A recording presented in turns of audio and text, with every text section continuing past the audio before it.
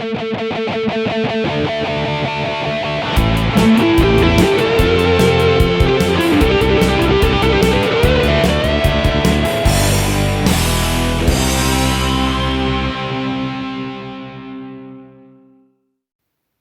and welcome to an episode of Geek Lunch Me. I'm your host Chris. As usual, today saw the 10th and final episode of Monarch Legacy of Monsters released onto Apple TV. So I thought, let's take a look, do a review of the whole season, see what it did well, see what it could have done better, and possibly have a look to see if it gets picked up for a second season, where it might lead to, and see possibly how it could connect to Godzilla, Kong, The New Empire, which I think has just actually had its release date brought forward a couple of weeks, and so it's coming at the end of March, so not long, only sort of just over 2.5 months to wait on that one. If you like the video, don't forget, hit the thumbs up, helps us out a great deal, helps the video get seen by a lot more people. And if you're not already subscribed, want to smash that subscribe button, we'd absolutely love to have you as a subscriber at the channel. So I think what I'll do is do a general review of the whole series, try not to get into too much specifics and spoilers, and then at the end I'll go into some spoiler territory, so if you've not already watched, you can stop watching this video then. So yeah, Monarch Legacy of Monsters, the first live action Godzilla TV show, starring Kurt Russell and his real life son Wyatt, both as the same character. Got two timelines running, one back in the 50s, one in 2015. So we get to see, say, Lee Shaw, played by both Kurt and Wyatt, when he's younger and when he's older as well. And the 1950s storyline sees Wyatt Russell as Lee Shaw, who is basically in the military, and he is with Kiko, who is a Japanese sort of scientific advisor, and Bill Randa, who was played by John Goodman in the Kong Skull Island movie. So he's the younger version of him, and that's sort of the storyline of how they bring Monarch together as an organization to investigate these titans, these giant creatures that they are, convinced exist in this world. And then the 2015 storyline is a year after G-Day, which is the events we see in the 2014 Gareth Edwards Godzilla movie, where Godzilla appears to take on the Mutos, and sort of San Francisco gets trashed in the finale of that movie. And as much as the story is about the creation of Monarch and how it evolves sort of up until modern day, it's also the story of Kate and Kentaro, whose father has gone missing just after G-Day. He's been declared dead, but they're convinced there's something more going on, and together with their friend May, they get embroiled in this adventure looking for their father, whilst sort of, say, meeting Lee Shaw as well, and dealing with the whole sort of Monarch thing. And overall, I really enjoyed the show. Obviously I'm a big Godzilla fan, so I'm sort of geared towards enjoying it anyway. I think currently it's got like a score of 7 on IMDb, if you can go anything by user reviews, and that's probably about right. It's nothing groundbreaking. It's a very well made show, well acted. I mean, in this day and age, we sort of take it for granted that pretty much TV shows these days have huge budgets, and they look pretty much like feature films. And yeah, Monarch Legacy of Monsters is no exception. The acting is of a high standard, the effects are good, but it's not up there on the higher echelons of classic TV shows, which is not to say it's not enjoyable. The one caveat is, yes, if you are expecting giant monster battles in every single episode, yes, you will be sorely disappointed. And the more negative reviews that you read, that's exactly what they bring up. But yeah, going into it, I didn't think that was going to be the case for the budgets that they're working with. Even though Apple tend to throw a lot of money at these programs, giant kaiju battles, the CGI, it costs a hell of a lot of money. So we don't see a lot of the Titans. Godzilla only crops up in a couple of episodes and doesn't have a lot of screen time.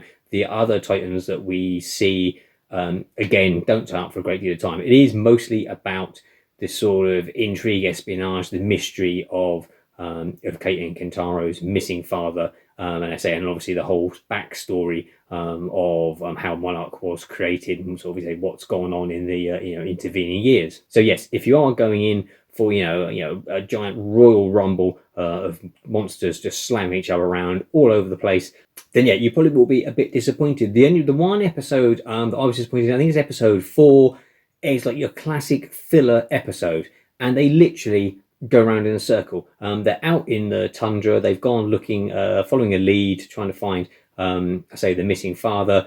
their plane has crashed land. They're out in the tundra, out in the snow, and they literally spend the entire episode walking around in a circle, and they end up back where they started. And then there's just the rest of it is just padded out with flashbacks to Kentaro meeting May. So it gives you some backstory, but it's not particularly interesting or warranted. So yeah, for me, episode 4 easily the weakest of the season. And when you've only got 10 episodes, to have a sort of filler episode like that just seems quite unwarranted. I would say as well the show suffers a bit from a lack of a proper bad guy. Allegiances switch. Monarch appeared to be the bad guy at first. And the kids and Lee Shaw are sort of on the run from them. Then Lee Shaw goes off on his own, and the kids team up with Monarch, and then so there's various different things happen. But yeah, Monarch are never really, which I suppose they're a big organisation that's I suppose trying to keep the world safe from the Titans, but doing it all behind the scenes, very sort of shadowy sort of goings on. So yeah, they're not really the good guy, but they're not the bad guys either. And say the lack of a decent antagonist, I would say, is sort of one of the weakest points of the show. We all like a good bad guy, with their nefarious plans, and we can love to hate them. Another episode that gets slated a bit, but I actually really enjoyed, is where they go to the ruins of San Francisco. It is sort of a lot of exposition, but I quite enjoy what they're doing. I enjoy the fact that we go and we see the ruins of San Francisco, so after Godzilla has decimated most of it, and they're trying to find clues from their father's office. I thought it was good that once we sort of get to see the aftermath, and the devastation the Titans have caused. As I say, I thought that was really interesting. Your mileage may vary. It seems that a lot of people thought that was another sort of filler episode as well. My favourite parts were the parts where it felt like it was a proper adventure series, when they're flying on the plane, as they're going out to the snow. I love adventure movies, they're some of my favourites. I would like to have seen some more of that. Again, though, that is the stuff that eats up the budget, big action set pieces, so probably to be expected that we didn't get as much of that as I'd have hoped. I did enjoy the exploration more of the sort of hollow earth that we saw, that was sort of hinted at really in Kong Skull Island, and then Godzilla versus Kong was a very big part of that, and from the trailer it's playing an even sort of bigger part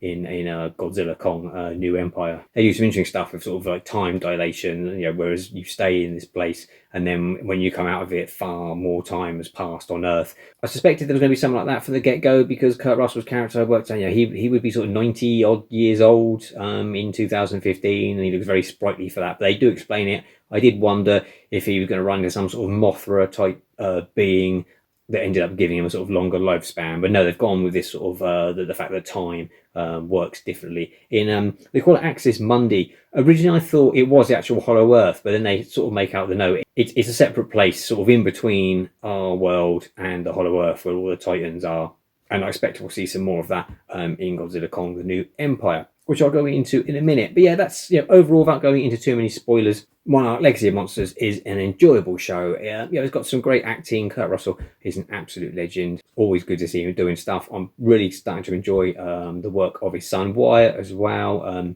He'll be coming up next in the MCU's Thunderbolts when we eventually get it, probably in 2025 now it looks like. So yeah, if you're a kaiju fan, absolutely worth checking out. Just don't expect too much monster action. Go into some more spoilers. I really enjoyed how the show brings all the movies together. It starts off right at the very beginning, and we see a cameo of John Goodman as Bill Randa on Skull Island. We then obviously it's the aftermath of G-Day and the events of that movie. But then there's also this other company that's sort of doing brain neural interface stuff. Which then becomes Apex, which is the company from Godzilla vs. Kong. So they've tied all that in together as well. So it's done a good job of bringing sort of all the films together. So I'm assuming some of this stuff is going to play a part, say, in the next movie. Finale is where all of our heroes are in Axis Mundi, and they're being attacked by giant winged kaiju, and Godzilla comes along and sort of saves the day. They manage to get back because they've been there for a little while. 2 years have passed, so they're now in 2017. So it'll be interesting to see if season 2 gets green lit, which it hasn't at the moment. I suppose it will, depending on viewing figures. If it does, it'll be interesting to see what they do, because obviously a hell of a lot of kaiju then turn up in that movie. That's going to be far too much for the sort of budget on the small screen. So it'll be interesting if they then set it afterwards, after the sort of aftermath of all of that. yeah, there's lots of places they could go with the season 2. Lee Shaw, Kurt Russell's character, ends up stuck in Axis Mundi. We don't see him die, as everyone knows in sort of science fiction, fantasy stuff. If you don't see someone die, there's always a chance they can come back. Kiko, right from the get-go, in the very first episode, we see her get dragged off by these giant insect monsters. I didn't think for a second she was dead, because she was sort of never really mentioned again. And then, sure enough, when they go down to Axis Mundi in the sort of penultimate episode, there she is. She thinks 57 days have passed. Actually, she's been down there since the 50s. It's now 2015. So you've now got this sort of character out of time who's been pulled forward, say to sort to modern day, the 2000s, and 17, the timeline of the show. And yeah, it'll be interesting to see how much of this, if any of it, has any consequences on the new movie. I suspect it would. They've done such a good job, of bringing all the sort of films together in this continuity. I suspect something will happen. Would they go as far as having a cameo of Kurt Russell? Do they, if in the film they end up going down into Hollow Earth, if they stop at Axis Mundi on the way, and come across Kurt Russell's character? I don't know. Would a cinema audience necessarily know who he is? I don't know what the viewing figures on Apple TV are. All of these streaming services are sort of very reticent. They keep their sort of numbers quite close to their chests. I don't think Apple TV is. I don't think it's huge. A lot of people going to see the new movie wouldn't probably know who Kurt Russell's character was. So I don't know. Maybe they'll explain it in the film, or maybe they'll keep the storyline for season 2 if it gets the go-ahead. And of course, the big reveal at the end of the final episode is in 2017. They're now at the Skull Island research outpost, and we get to see Kong himself, looking really impressive. Some really nice CGI work on him in that final episode. It's only a brief shot, but he's looking great. So yeah, maybe if a second season does happen, maybe it will be set after Godzilla King of the Monsters, and with more to do with Godzilla versus Kong, especially because the Apex are involved and they've been in the series.